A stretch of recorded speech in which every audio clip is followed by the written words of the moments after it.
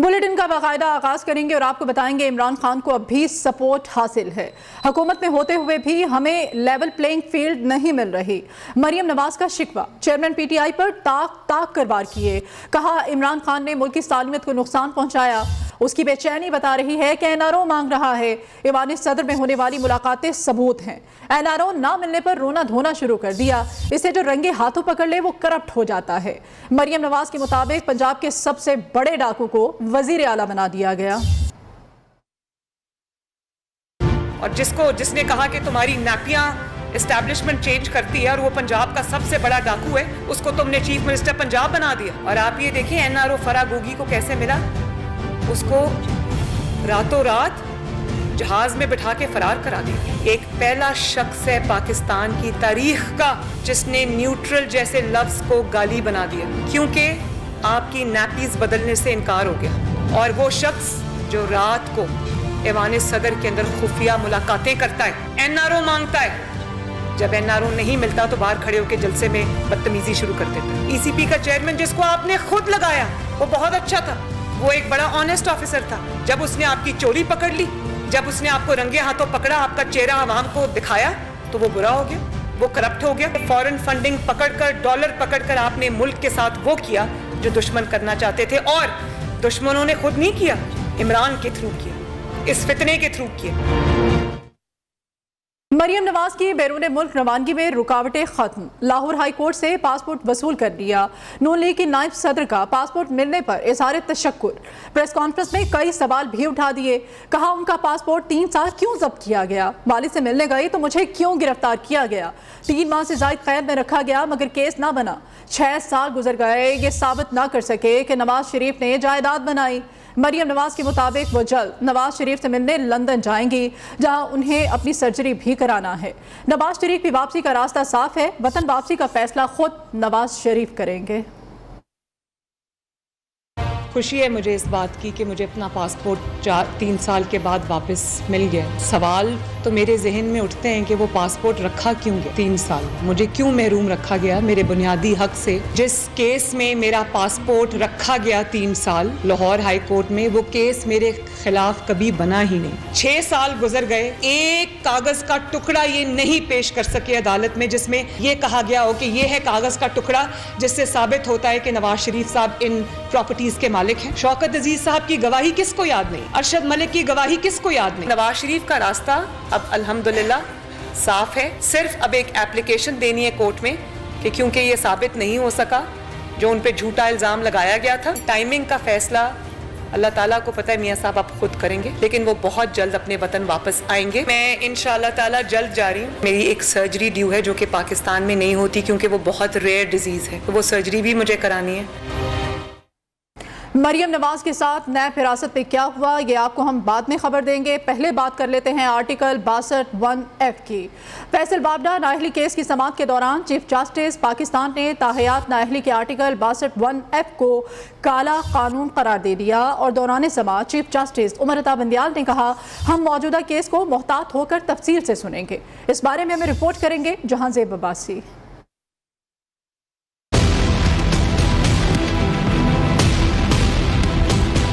Chief justice of Pakistan के ताहयात नाअहली के कानून से मुतल्लिक सख्त ऑब्जर्वेशन। फैसल वाडा नाअहली केस की समाअत के दौरान चीफ जस्टिस उमर अता बंदियाल ने ताहयात नाअहली बारी आर्टिकल 62(1)(f को काला कानून करार दे दिया। वकील वसीम सजाद ने अदालत को बताया फैसल वाडा ने 2018 में इंतखाबात लड़ा। 2 साल बाद इनके गलत बयानी हल्फी पर नाअहली की दरख्वास्त हाई कोर्ट में दायर हुई। चीफ जस्टिस उमर अता बंदियाल ने कहा इलेक्शन कमीशन को गलत बयानी हल्फी पर तहकीकात का इख्तियार हासिल है। सुप्रीम कोर्ट इलेक्शन कमीशन में ताहयात नाअहली के हुक्म को कलअदम करार दे भी दे तो हकायक तो वही रहेंगे। इलेक्शन कमीशन ने फैसल वाडा केस में हकायक का दुरुस्त जायजा लिया है। वकील फारूक एच नायक ने कहा इस्लामाबाद हाई कोर्ट ने अपने फैसले में वाज़ेह कहा है कि फैसल वाडा ने दोहरी शरीयत तस्लीम की, जिस पर चीफ जस्टिस ने कहा इस केस में सवाल बस ये है कि इलेक्शन कमीशन ताहयात नाअहली का हुक्म दे सकता है या नहीं, इसलिए केस को तफसील से सुनेंगे। वक्त की कमी के बाद केस की समाअत 6 अक्टूबर तक मुलतवी कर दी गई। Jahanzeb Abbasi, new news, Islamabad. रहनुमा तहरीक इंसाफ फवाद चौधरी कहते हैं कि 62(1)(f ताहयात नाअहली का कानून दुरुस्त नहीं है। जो नई असम्बली आए इसको कानून में तरमीम करनी चाहिए। आइन या कानून में तरमीम किसी एक शख्स के लिए नहीं होनी चाहिए। सुप्रीम कोर्ट में सहाफ़ी के सवाल का जवाब देते हुए कहा, जजेस तैनाती और इनको निकालने का इख्तियार जजेस के पास ही है। ऐसा दुनिया में कहीं नहीं होता। यहाँ तो जजेस की तैनाती का इख्तियार पार्लियामेंट के पास हो या इन्हें निकालने का इख्तियार पार्लियामान के पास हो।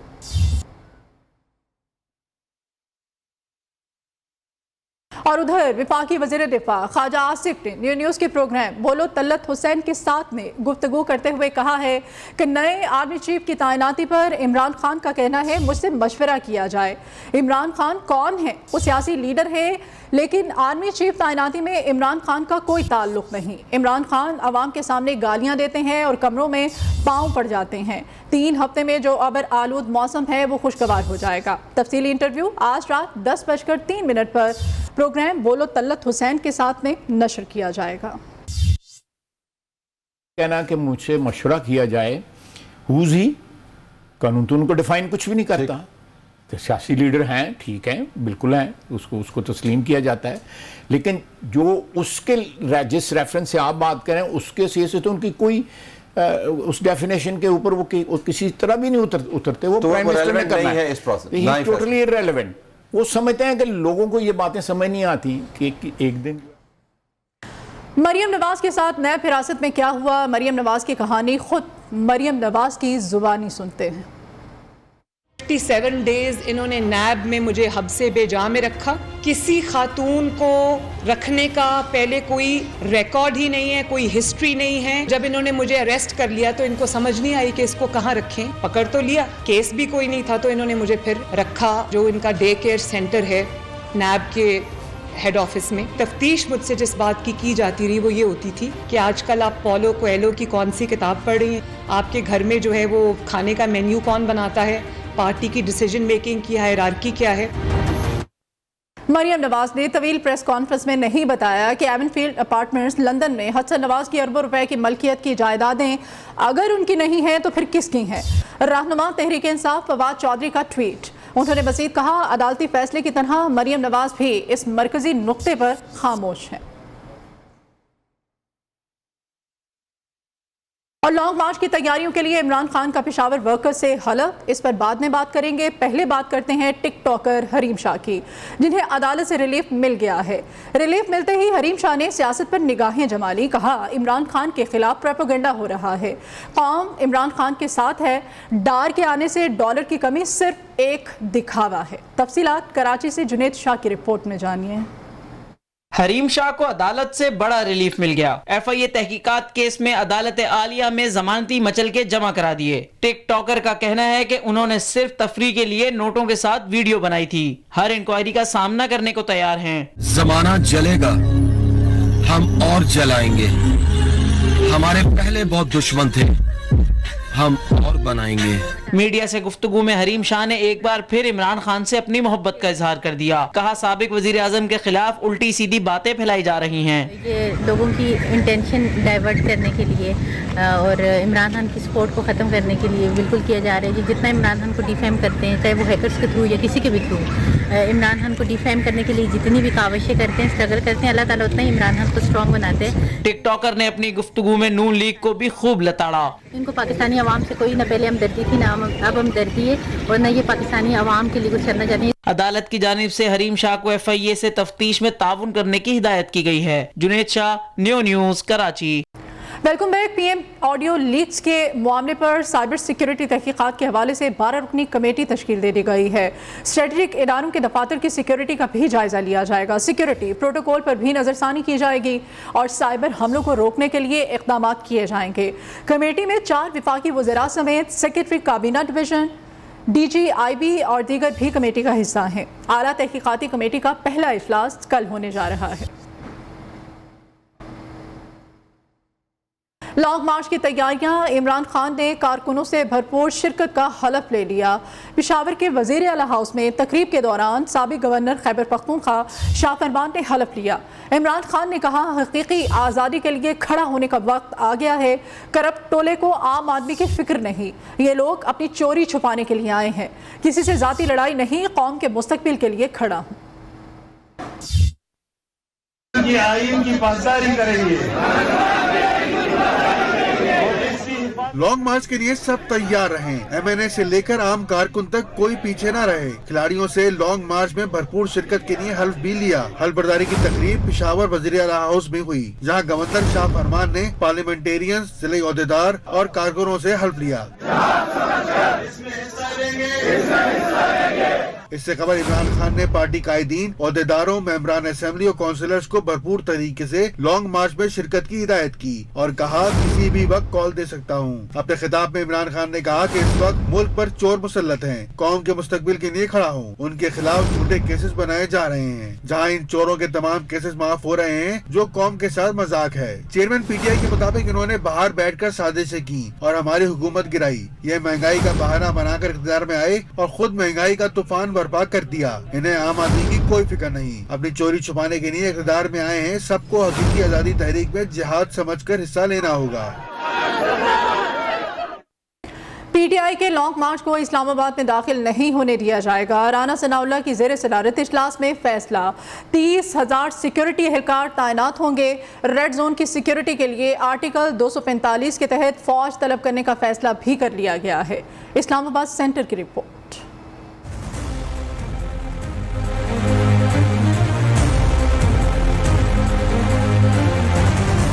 اسلام آباد میں پی ٹی آئی کے ممکنہ لانگ مارچ کو روکنے کے لیے حکومتی حکمت عملی کو حتمی شکل دے دی گئی۔ وزیر داخلہ رانا ثناء اللہ کی زیر صدارت اجلاس میں پی ٹی آئی کے لانگ مارچ کو وفاقی دارالحکومت میں کسی بھی صورت میں داخل نہ ہونے دینے کا فیصلہ۔ مارچ کے دوران امن و امان یقینی بنانے کے لیے اسلام آباد پولیس سمیت سندھ پولیس، رینجرز اور ایف سی کی خدمات لی جائیں گی۔ ممکنہ لانگ مارچ کے دوران ریڈ زون میں واقع سرکاری عمارتوں اور ڈپلومیٹک انکلیو کی سیکورٹی پاک فوج کے حوالے کرنے کا فیصلہ۔ وزیر داخلہ رانا ثناء اللہ کا کہنا ہے، وہ دھرنا نہیں اسلام آباد پر چڑھائی کرنے آ رہے ہیں، جس کے لیے ہم تیار ہیں۔ وہ فتنہ ہے، وہ فساد برپا کرنے کے لیے، اس ملک میں افراتفری کے لیے، اس ملک میں انارکی کے لیے، اس ملک میں تباہی کے لیے جو ہے وہ آنا چاہتے ہیں۔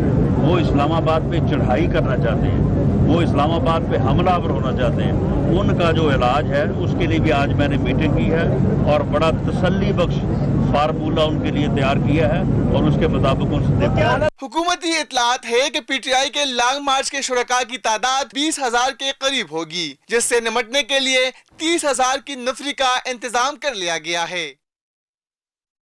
Welcome back. سابق صدر آصف علی زرداری کراچی کے نجی ہاسپٹل میں زیر علاج ہیں، جہاں آج ان کے مزید ٹیسٹ کیے گئے جن کی رپورٹس کا انتظار ہے۔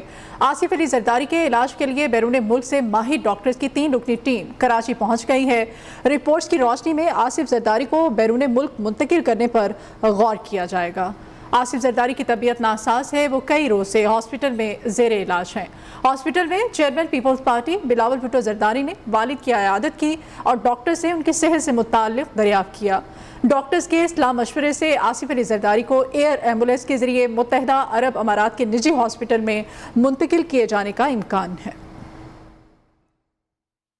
ادھر چیف الیکشن کمشنر سکندر سلطان راجہ کی سربراہی میں اہم اجلاس، کراچی میں بلدیاتی انتخابات ملتوی کرانے کی درخواست مسترد کر دی گئی۔ صوبائی حکومت نے سیلاب کی وجہ سے بلدیاتی انتخابات 3 مہینوں کے لیے ملتوی کرنے کی درخواست کی تھی۔ ترجمان الیکشن کمیشن کے مطابق کراچی میں بلدیاتی انتخابات 23 اکتوبر کو ہی ہوں گے۔ قومی اسمبلی کے 9 اور صوبائی اسمبلی پنجاب کے 3 حلقوں میں ضمنی انتخابات کا انعقاد 16 اکتوبر کو ہوگا۔ انتخابات کے پرامن انعقاد کے لیے پاک فوج، رینجرز اور فرنٹیئر کور کی تعیناتی کے لیے وزارت دفاع اور وزارت داخلہ سے رابطے میں ہے۔ محکمہ داخلہ پنجاب نے ضمنی الیکشن کے دوران 6 اضلاع میں دفعہ 144 نافذ کر دی ہے۔ किसानों का एहतजाज रंग ले आया। वज़ीर आज़म से मुलाकात के बाद मुज़ाकरात कामयाब हो गए हैं। किसान इत्तेहाद का धरना ख़त्म करने का ऐलान। वज़ीर दाखिला राना सनाउल्लाह कहते हैं मुतालबात पर अमल दरामद के लिए वज़रा की कमेटी बनाई गई है। मुझ समेत 3 वज़रा पर मुश्तमिल कमेटी इस पर काम करेगी। बिजली के बिलों की अदायगी मुअख्खर कर दी गई है। फ्यूल चार्जेस एडजस्टमेंट की मद में किसानों को रिलीफ दिया जाएगा। 10 रोज़ में शहबाज शरीफ किसानों के लिए बड़े पैकेज का ऐलान भी करेंगे।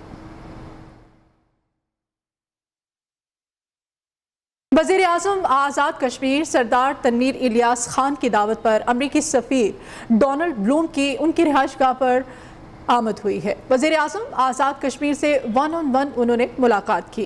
मसला कश्मीर, सियाहत, हाइडल, रोज़गार समेत दीगर अमूर पर तफसीली तबादला ख्याल। सरदार तनवीर इलियास ने अमेरिकन सफ़ीर को मकबूजा कश्मीर में भारतीय जारहियत के बारे में आगाह किया और रोकथाम पर जोर दिया।